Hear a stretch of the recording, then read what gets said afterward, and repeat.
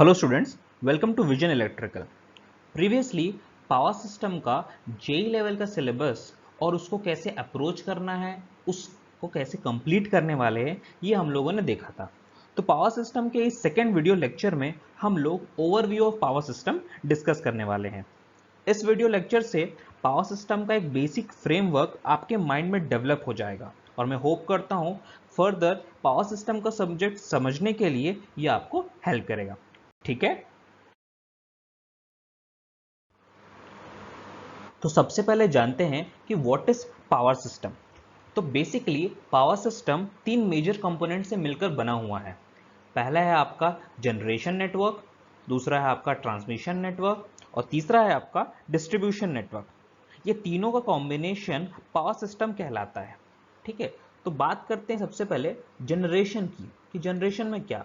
तो इसमें हम लोग डिफरेंट फॉर्म्स ऑफ एनर्जी का यूज करके इलेक्ट्रिकल एनर्जी प्रोड्यूस करते हैं, जैसे कि कोल की कंबस्टिबल एनर्जी, वाटर की पोटेंशियल एनर्जी, न्यूक्लियर एनर्जी, ये एक डिफरेंट सोर्स है। उसके बाद रिन्यूएबल में देखें तो सोलर एनर्जी, फिर विंड एनर्जी और भी बहुत कुछ सोर्सेस हैं, जियोथर्मल एनर्जी, टाइडल एनर्जी, जिसका हम यूज करके पावर को जनरेट करते हैं। पावर को जनरेट करने के बाद उस पावर को ट्रांसमिट किया जाता है। उसमें हम लोग ओवरहेड लाइंस,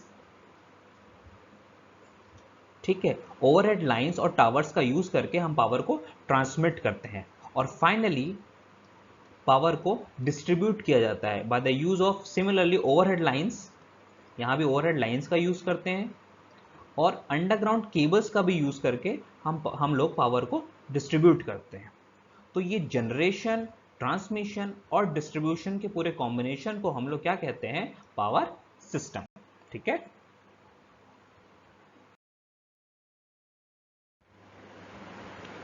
अब हम लोग पावर सिस्टम के बेसिक स्ट्रक्चर को समझते हैं और जानते हैं कि इलेक्ट्रिसिटी एक जनरेटिंग स्टेशन के बाद हमारे घर तक कैसे पहुंचती है। ठीक है, तो सबसे पहले जनरेटिंग स्टेशन में पावर जनरेट होती है। इस पावर को पावर प्लांट के रेटिंग के अकॉर्डिंग डिफरेंट वोल्टेज लेवल्स पे जनरेट किया जाता है। डिफरेंट वोल्टेज लेवल्स जैसे कि आप देख सकते हैं 6.6 केवी, 11 केवी, 25 केवी। ठीक है, हम लोग ये मान के चल रहे हैं कि इस जनरेटिंग स्टेशन में पावर जो है 11 केवी पे जनरेट हो रही है। ठीक है, नेक्स्ट जनरेटिंग स्टेशन के पास ही स्टेप अप ट्रांसफॉर्मर होता है जो इस 11 केवी के वोल्टेज को हाई वोल्टेज पे स्टेप अप करता है। डिफरेंट आप देख सकते हैं वोल्टेज 132 केवी, 220 केवी, 400 केवी, 765 केवी। अब ये डिफरेंट वोल्टेज लेवल्स पे स्टेप अप क्यों किया जाता है, ये हम लोग आगे की वीडियोस में देखेंगे। ठीक है, अब स्टेप अप के बाद नेक्स्ट ये हाई वोल्टेज पावर को ट्रांसमिशन सिस्टम का यूज करके आगे भेजा जाता है।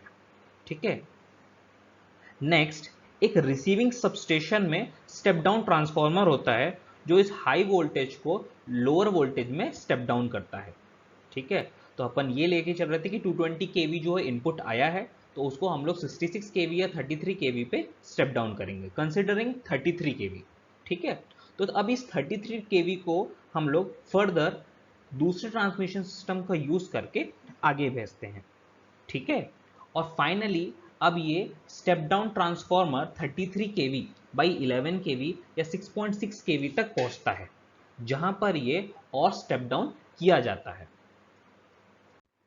ये स्टेप डाउन ट्रांसफॉर्मर जो 33 केवी बाई 11 केवी या 6.6 केवी है, ये जनरली मेन सिटी से थोड़ा बाहर की ओर होता है। अब ये 33 बाई केवी को 11 केवी में स्टेप डाउन करके इसको बड़ी फैक्ट्रीज की ओर भेजा जाता है। कुछ ऐसी फैक्ट्रीज होती है जिनको इनपुट 11 केवी चाहिए होता है हैवी मशीनरी और इक्विपमेंट्स चलाने के लिए, तो 33 केवी को स्टेप डाउन करके इन बिग कंज्यूमर्स या फैक्ट्रीज को भेजा जाता है।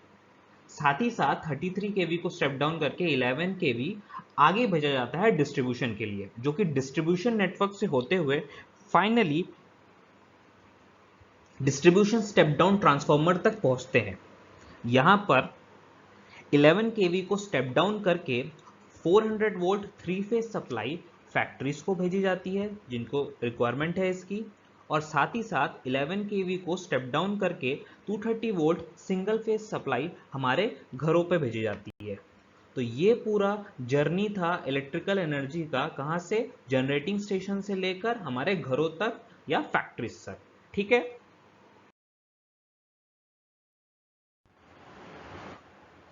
देखिए बेसिक पावर सिस्टम का जो ये स्ट्रक्चर होता है वो आप लोगों को समझ में आ गया होगा।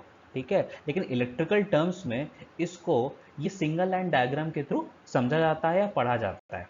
ठीक है, तो हम लोग सेम डायग्राम को एक सिंगल लाइन डायग्राम के रिप्रेजेंटेशन में समझ लेते हैं। ठीक है, ये वही जनरेटिंग स्टेशन है। ठीक है, इन्होंने 11 केवी पे पावर को जनरेट किया, उसके बाद एक ट्रांसफार्मर का ये सिंबल हो गया।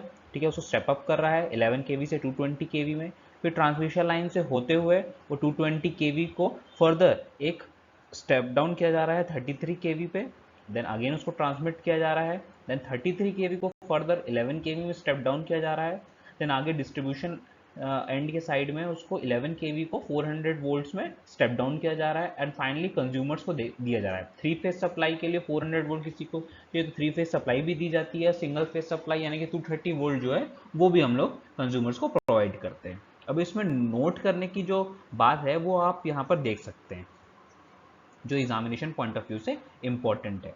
समझना ये है कि आप ये वाला जो पोर्शन आप देख रहे हैं रेड वाला, दैट इज प्राइमरी ट्रांसमिशन। ये प्राइमरी ट्रांसमिशन कहला रहा है, ये ट्रांसमिशन का पहला हिस्सा है। यहाँ आपने जनरेट किया, अब यहाँ पर उसको ट्रांसफार्मर से आपको स्टेप अप करके आप उसको भेज रहे हैं, तो ये पहला स्टेप है।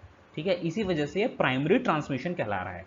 ठीक है, अभी भी पावर को हम लोग डिस्ट्रीब्यूट नहीं कर रहे हैं, केवल ट्रांसमिट कर रहे हैं, एक पॉइंट से दूसरे पॉइंट तक ले जा रहे हैं। ठीक है, अब एक टाइम के बाद उसको हम लोग थोड़े कम लेवल पे स्टेप डाउन करते हैं। तो ये वाला जो है सेकेंडरी ट्रांसमिशन इसलिए कहलाएगा क्योंकि हम लोग यहाँ पर भी पावर को डिस्ट्रीब्यूट नहीं कर रहे हैं, अभी भी इसको ट्रांसमिट ही कर रहे हैं। ठीक है, एंड फाइनली जब उसको 33/11 केवी में कर देते हैं तो 11 केवी जैसे मैंने आपको बताया कुछ हैवी इंडस्ट्रीज और कंज्यूमर्स को दिया जाता है ना, कुछ हैवी इंडस्ट्रीज और कंज्यूमर्स को दिया जाता है। तो इसी वजह से ये वाला पोर्शन क्या कहलाएगा आपका, प्राइमरी डिस्ट्रीब्यूशन। यहाँ पर क्योंकि पावर को डिस्ट्रीब्यूट किया जा रहा है, कुछ हैवी कंज्यूमर्स को भेजा जा रहा है, तो ये वाला पोर्शन आपका प्राइमरी डिस्ट्रीब्यूशन है। एंड फाइनली 11 केवी को 400 वोल्ट में स्टेप डाउन करके इसको हम लोग कुछ और फैक्ट्रीज और डिफरेंट होम्स पे भेजा जाता है, और भी डिफरेंट कंज्यूमर्स हैं उनको भेज रहे हैं, तो ये क्या कहलाएगा, सेकेंडरी डिस्ट्रीब्यूशन।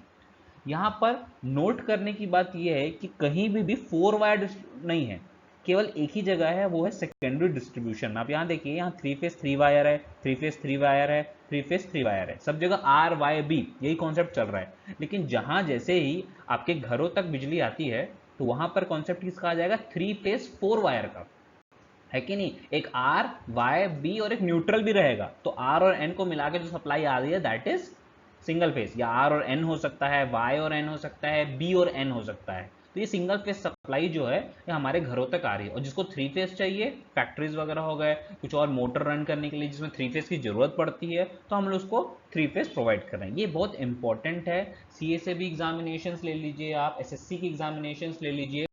ठीक है, पावर ग्रिड का जो डिप्लोमा लेवल का एग्जामिनेशन होता है जूनियर इंजीनियर का, उसमें भी ये क्वेश्चंस काफी बार पूछा गया है कि सेकेंडरी जो डिस्ट्रीब्यूशन हो रहा है वो कैसा डिस्ट्रीब्यूशन है। तो उसमें ऑप्शंस रहेंगे, तो आपका ऑप्शन जो रहेगा वो हमेशा याद रखिएगा 3 फेज 4 वायर रहेगा। इसको उल्टा करके भी पूछ सकते हैं कि 3 फेज वायर 4 वायर कहाँ यूज करते हैं। ऑप्शंस मिल जाएगा आपको, primary transmission, secondary transmission, primary distribution, secondary distribution. तो आपका आंसर याद रखिएगा सेकेंडरी डिस्ट्रीब्यूशन रहेगा, जो कि 3 फेज 4 वायर है। ठीक है, तो ये था आपका schematic diagram of power system, जिसमें हम लोग सिंगल लाइन डायग्राम के थ्रू हमने पावर कैसे जनरेट की और वहां से कैसे कंज्यूमर एंड तक पहुंची इसको समझा। ठीक है,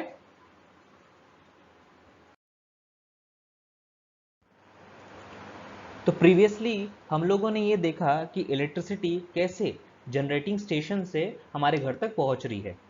ठीक है, लेकिन वो पूरा पावर सिस्टम का एक ही यूनिट था, मतलब जनरेटिंग स्टेशन से प्रोड्यूस होने के बाद पावर एक ही पैसेज से हम तक पहुंच रही है। वहां एक ही ट्रांसमिशन नेटवर्क था, एक ही डिस्ट्रीब्यूशन नेटवर्क था, तो एक ही पैसेज को फॉलो करते हुए वो हमारे तक पहुंच रही है। बट प्रैक्टिकली ऐसा होता नहीं, प्रैक्टिकली ऐसा होता नहीं है। ऐसा जरूरी नहीं है कि स्पेसिफिकली एक जनरेटर हो और वो एक ही पाथ को फॉलो करते हुए किसी घर तक इलेक्ट्रिसिटी प्रोड्यूस पहुंचा रहा हो। ठीक है, ऐसा नहीं है कि छत्तीसगढ़ में एक जनरेटर है तो छत्तीसगढ़ का जो जनरेटर है वो केवल छत्तीसगढ़ के लोगों को ही इलेक्ट्रिसिटी प्रोवाइड करेगा, जरूरी नहीं है। ठीक है, वो दूसरे यहाँ पे इलेक्ट्रिसिटी प्रोवाइड करेगा। ठीक है, और भी इंटरकनेक्टेड नेटवर्क्स होंगे जहाँ से आपको पावर मिल रही होगी। तो आपको पावर एक्चुअली में ग्रिड से मिलती है। और ग्रिड क्या होता है? ये इंटरकनेक्शन जो होता है जनरेटिंग स्टेशंस का, ट्रांसमिशन सिस्टम्स का, डिस्ट्रीब्यूशन सिस्टम्स का, इसको हम लोग क्या बोलते हैं? इलेक्ट्रिक ग्रिड बोलते हैं। तो ये इलेक्ट्रिक ग्रिड की जरूरत क्यों पड़ी? ठीक है, इलेक्ट्रिक ग्रिड की जरूरत क्यों पड़ी? जैसे आप सपोज करिए ये एक सोर्स है, यहां से आपको इस लोकेशन तक जाना है। ठीक है, यहां से आपको इस लोकेशन तक जाना है। तो आपके पास सपोज करिए यही रास्ता है और कोई रास्ता ही नहीं है, और सपोज ये ब्लॉक हो जाता है, किसी कारणवश ये ब्लॉक हो जाता है। तो जब तक ये क्लियर नहीं होगा तब तक आप जा नहीं सकते। ठीक है, तब तक आपको वेट करना पड़ेगा। ठीक है, तो अगर मान लीजिए आपके पास एक दूसरा रास्ता होता, या सपोज कीजिए एक तीसरा रास्ता होता, ठीक है, तो आपका समय जो है बचता, आपको वेट नहीं करना पड़ता। Same is the concept of electric grid. Electric grid में देखिए, आप इस डायग्राम को देखिए, एक जनरेटिंग स्टेशन, ये दूसरा जनरेटिंग स्टेशन, फिर ये भी एक जनरेटिंग स्टेशन है, और भी जनरेटिंग स्टेशन है, ये भी जनरेटिंग स्टेशन है। ये डिफरेंट ट्रांसमिशन सिस्टम है, डिफरेंट डिस्ट्रीब्यूशन सिस्टम है, ये पूरे एक दूसरे से इंटरकनेक्टेड है, और उससे लोड को क्या जा रहा है? सप्लाई जा रहा है। तो मान लीजिए कहीं कुछ फॉल्ट होता भी है, कहीं जनरेटिंग स्टेशन में कोई फॉल्ट हो रहा है या कोई ट्रांसमिशन सिस्टम में फॉल्ट हो रहा है, तो भी वो लोड तक पावर पहुंच सकती है, चांसेस बिल्कुल हैं।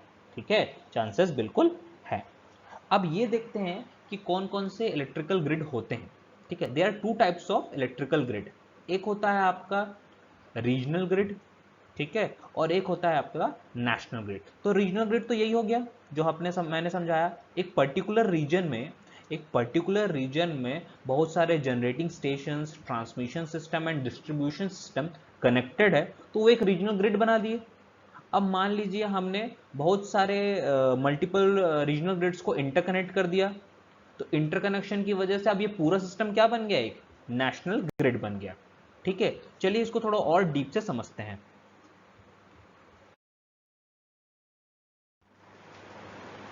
सबसे पहले रीजनल ग्रिड को समझते हैं कि ये रीजनल ग्रिड क्या है। ठीक है, तो India has 5 regional grids. India में 5 रीजनल ग्रिड्स हैं, जो कि नॉर्दर्न रीजन है, नॉर्थ ईस्टर्न है, ईस्टर्न रीजनल ग्रिड है, सदर्न रीजनल ग्रिड है, और वेस्टर्न रीजनल ग्रिड है। समझने के लिए, अंडरस्टैंडिंग के लिए अभी हम लोग केवल वेस्टर्न रीजन पे फोकस करते हैं, बाकी का प्रोसेस जो रहेगा वो सब रीजनल ग्रिड के लिए सेम रहेगा। ठीक है, तो वेस्टर्न रीजनल ग्रिड के अंदर आप देखिए कौन कौन से स्टेट्स आ रहे हैं। गुजरात आ रहा है, मध्य प्रदेश आ रहा है, छत्तीसगढ़ आ रहा है, महाराष्ट्र आ रहा है, गोवा भी आ रहा है। ठीक है, तो रीजनल ग्रिड का मतलब क्या है? कि इस पूरे एरिया में ये जो ब्लू शेडेड एरिया दिख रहा है, ब्लू शेडेड स्टेट्स दिख रहे हैं आपको, उसमें जनरेशन, ट्रांसमिशन और डिस्ट्रीब्यूशन का नेटवर्क है, एक पूरा जाल बिछा हुआ है जो कि इंटरकनेक्टेड है, मतलब साथ में जुड़े हुए हैं। इसका मतलब ये है इसका मतलब ये है कि सपोज छत्तीसगढ़ में कहीं इलेक्ट्रिसिटी प्रोड्यूस हो रही है। ठीक है, छत्तीसगढ़ में कहीं इलेक्ट्रिसिटी मान लो कोरबा में प्रोड्यूस हो रही है, तो उसका जो जनरेटर है वो इलेक्ट्रिसिटी प्रोड्यूस करने के बाद उसको वो मध्य प्रदेश भेज सकता है, उसको वो गुजरात भेज सकता है, महाराष्ट्र भेज सकता है, और गोवा भेज सकता है। ठीक है, सिमिलरली गुजरात में कोई इलेक्ट्रिसिटी, कोई जनरेटर है वो प्रोड्यूस कर रहा है, उसने उस महाराष्ट्र भेज सकता है, एमपी है, छत्तीसगढ़ है, ठीक है, गोवा भेज सकता है। ठीक है, ये सब उसके पास ऑप्शंस है। ठीक है, मतलब हम ये कह सकते हैं कि वेस्टर्न रीजन में पावर कहीं भी प्रोड्यूस करो, और पावर वेस्टर्न रीजन के अंदर कहीं भी भेजो, कोई प्रॉब्लम नहीं है, कहीं से कहीं पावर जा सकती है। ठीक है, अब सेम कॉन्सेप्ट, यही सेम कॉन्सेप्ट, ये सेम नेटवर्क जो है हर ग्रिड्स में है, हर डिफरेंट रीजनल ग्रिड्स में है ना। यानी कि जैसे कि ये हो गया नॉर्दर्न रीजन की बात करें तो राजस्थान है, राजस्थान में कोई जनरेटर है, वो अपनी पावर को यूपी भेज सकता है। ठीक है, जम्मू कश्मीर भेज सकता है, पंजाब भेज सकता है। ठीक है, तो डिफरेंट डिफरेंट जगह पावर इसकी जा सकती है। सेम यहाँ का भी कॉन्सेप्ट रहेगा ईस्टर्न रीजनल ग्रिड का। नॉर्थ ईस्टर्न रीजनल ग्रिड का और सदर्न रीजनल ग्रिड का। यही कॉन्सेप्ट सब जगह रहेगा। सब तो ठीक है, बढ़िया है, ठीक है, लेकिन अब प्रॉब्लम क्या आ रही है? अब प्रॉब्लम समझिए। सपोज नॉर्थ रीजन की पावर की डिमांड ज़्यादा है, ठीक है, सपोज करिए ये नॉर्दर्न जो रीजन है इसकी पावर का डिमांड ज़्यादा है, मतलब इसको और पावर चाहिए। आप देखिए राजस्थान आ रहा है, यूपी आ रहा है, दिल्ली का आ रहा है, इंडस्ट्रियल एरिया है, पॉपुलेशन भी ज़्यादा है, इसको पावर ज़्यादा चाहिए, ठीक है। तो अब इसको पावर ज़्यादा चाहिए, जो इसके अंदर जो जनरेटर्स है, जो ऑरेंज शेडेड पोर्शन है इसके अंदर जो जनरेटर्स है वो सफिशिएंट नहीं है इसको पावर प्रोवाइड करने के लिए, ठीक है। उनके पास उतनी कैपेसिटी नहीं है कि यहाँ के डिमांड को मीट कर सके। तब क्या प्रॉब्लम है कि भैया हमको दूसरे रीजन से पावर चाहिए, बट इंटरकनेक्शन तो है नहीं, तो कैसे करेंगे? तो ये एक प्रॉब्लम है। दूसरी प्रॉब्लम ये है कि नॉर्थ ईस्टर्न रीजन एक ऐसा रीजन है जो कि पावर सरप्लस है। ये नॉर्दर्न रीजन तो जहाँ वो पावर डेफिसिट था, इसको पावर की कमी थी, और ये नॉर्थ ईस्टर्न रीजन जो है पावर सरप्लस है, इसके पास पावर ज़्यादा है। यहाँ पर इंडस्ट्रीज उतनी ज़्यादा नहीं है, पॉपुलेशन उतना ज़्यादा नहीं है, तो यहाँ पर पावर ज़्यादा प्रोड्यूस होता है, ठीक है। अब पावर ज़्यादा प्रोड्यूस होता है तो इसको हम लोग को निकालना भी ज़रूरी है, ठीक है। इसको हम लोग इवैक्यूएट करना है, लेकिन कनेक्टेड नहीं है ग्रिड एक दूसरे से, रीजनल ग्रिड एक दूसरे से कनेक्टेड नहीं है, तो कैसे आगे भेज सकते हैं? तो ये सब प्रॉब्लम को सोल्यूशन जो है आपको कहाँ मिलता है? नेशनल ग्रिड में मिलता है, यानी कि वन नेशन वन ग्रिड में। तो चलिए उसको समझते हैं।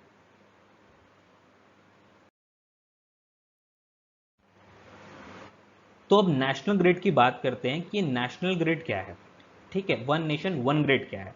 तो देखिए नेशनल ग्रिड के रिक्वायरमेंट के बहुत सारे रीजंस है, बट प्राइम जो इंपॉर्टेंट चीज है वो ये है कि transfer of the power from power surplus region to power deficit region. मैं क्या बोल रहा हूँ? पावर सरप्लस रीजन,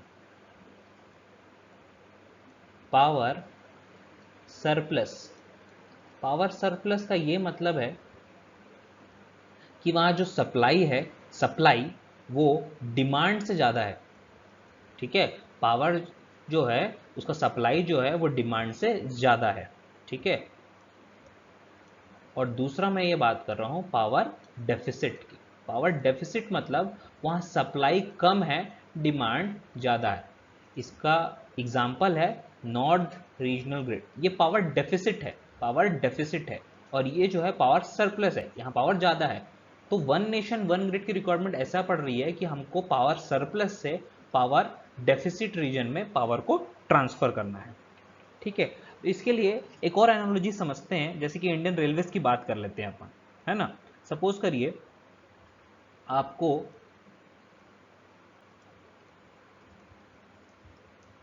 भिलाई से लखनऊ जाना है, ठीक है, बट डायरेक्ट ट्रेन अवेलेबल नहीं है, ठीक है। बट भिलाई से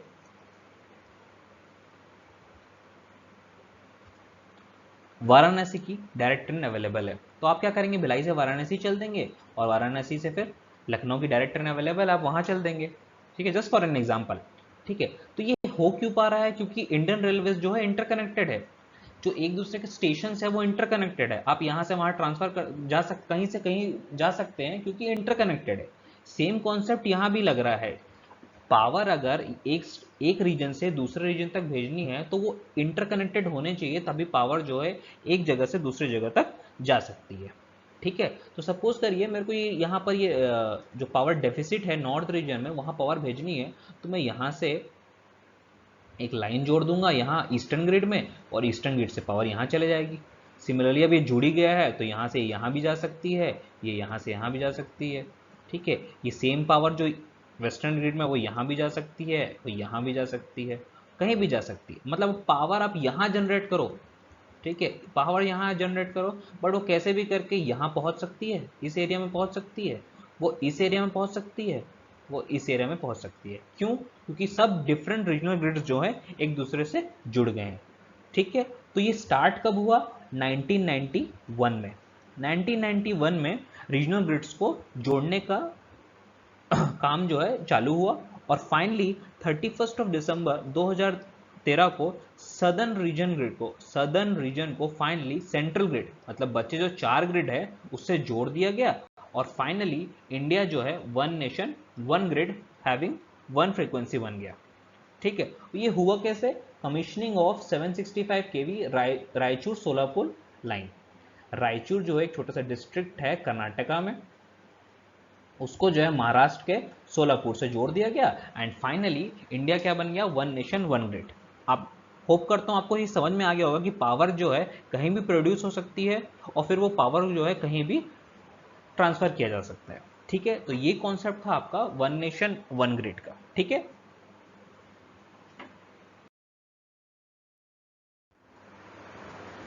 तो जल्दी से समराइज कर लेते हैं आज हम लोगों ने क्या क्या स्टडी किया है।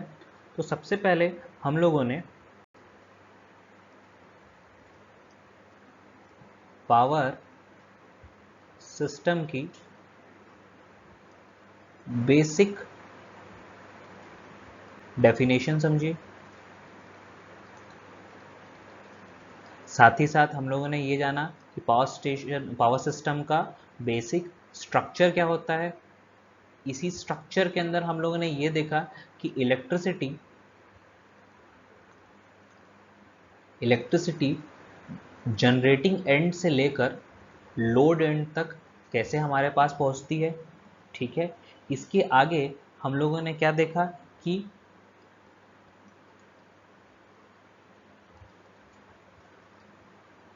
What is the function of grid and इसी के अंदर हमने क्या जाना?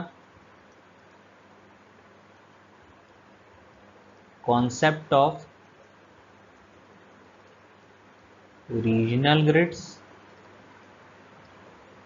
Plus concept of one nation one grid.